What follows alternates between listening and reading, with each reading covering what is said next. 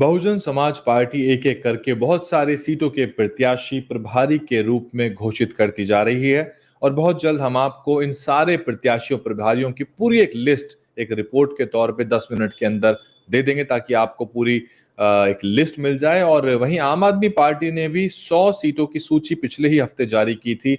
Bahujan Samaj party ने मंझनपुर विधानसभा जो कि कौशाम्बी के अंतर्गत आती है, वहां पे भी अपने प्रत्याशी की घोषणा कर दी है। और इस रिपोर्ट में हम आपको मंझनपुर के उस विधानसभा का पूरा विश्लेषण देने वाले हैं। पिछले कई सारे सालों के जो चुनाव हुए थे उसके आंकड़े हम आपको बताने वाले हैं और साथ ही आपको ये भी बताएंगे कि क्यों मंझनपुर को बसपा का गढ़ कहा जाता है। बहुजन समाज पार्टी के कद्दावर नेता थे जो यहाँ से लगातार जीता करते थे। तो बने रहिए हमारे साथ 5-7 मिनट और कमेंट आपकी लगातार आप करते रहिए।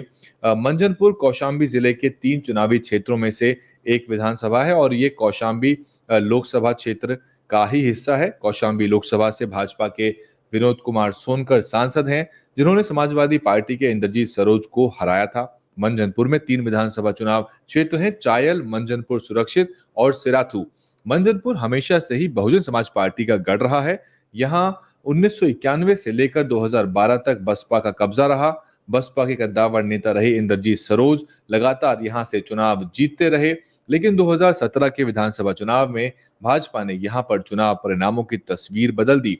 2002 विधानसभा चुनाव में बसपा के इंद्रजीत सरोज ने यहां पर शानदार जीत हासिल की। 2002 विधानसभा चुनाव में भी बसपा के इंद्रजीत सरोज ने समाजवादी पार्टी के सुरेश पासी को हराया और बीजेपी की पुष्पा देवी तीसरे नंबर पर रही। 2012 के विधानसभा चुनाव में बसपा के इंद्रजीत सरोज ने एक बार फिर से यहां बाजी मारी और समाजवादी पार्टी के शिव मोहन चौधरी को हराया। 2017 के विधानसभा चुनाव में हालांकि तस्वीर बदल गई। भाजपा ने बाजी मारी और उन्होंने बसपा के बड़े नेता इंद्रजीत सरोज को हराया। तब तक इंद्रजीत सरोज का कद काफी बड़ा हो चुका था, वो पूर्व मंत्री रह चुके थे और बसपा में उनका अपना दबदबा था।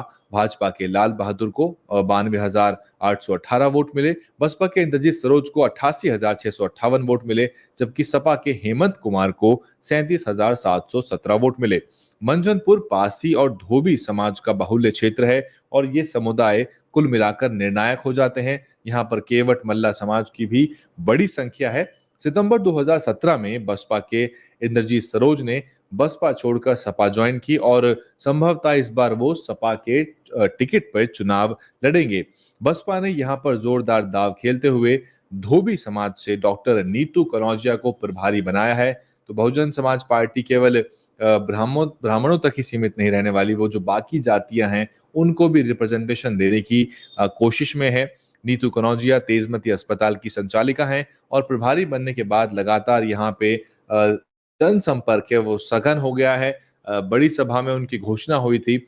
यहाँ मंझनपुर में बहुजन समाज पार्टी ने मंझनपुर में प्रमुख समाज का सम्मेलन भी किया और उससे एक तरह से बसपा को ग्राउंड पे थोड़ी सी पकड़ मिल गई है। बसपा के राष्ट्रीय महासचिव सतीश चंद्र मिश्रा ने यहाँ के ब्राह्मण समाज को बसपा से साथ जोड़ने की कोशिश की है। इंद्रजीत सरोज पासी समाज के बड़े नेता हैं और मायावती मंत्रिमंडल में मंत्री भी रहे हैं, लेकिन 2017 में उन्होंने समाजवादी पार्टी ज्वाइन कर ली थी। 1991 के बाद पहली बार 2022 में इंद्रजीत सरोज बसपा के प्रत्याशी नहीं होंगे, इसलिए यहाँ पर चुनाव बहुत रोचक और जोरदार टक्कर वाला होने वाला है। अब मंझनपुर में क्या कुछ हो रहा है, वहां क्या चल रहा है, ये आप हमें कमेंट करके बता सकते हैं। मंझनपुर के सारे आंकड़े हमने आपके सामने रख दिए। आप देख रहे थे डीएनएन हिंदी और आज शाम को एक सीधे विश्लेषण में उत्तर प्रदेश की क्या जमीनी रिपोर्ट है ये हम आपको बताने वाले हैं। कुछ बहुजन पत्रकार जो वहां लगातार ग्राउंड रिपोर्टिंग कर रहे हैं वो हमारे साथ जुड़ने वाले हैं। तो शाम को 8 बजे जरूर डीएनएन हिंदी पे अलग अलग प्लेटफॉर्म्स पे आप हमें देख सकते हैं। ट्विटर, फेसबुक और यूट्यूब के जरिए वो सीधा प्रसारण आप तक हम लोग लेके आएंगे। बने रहिए।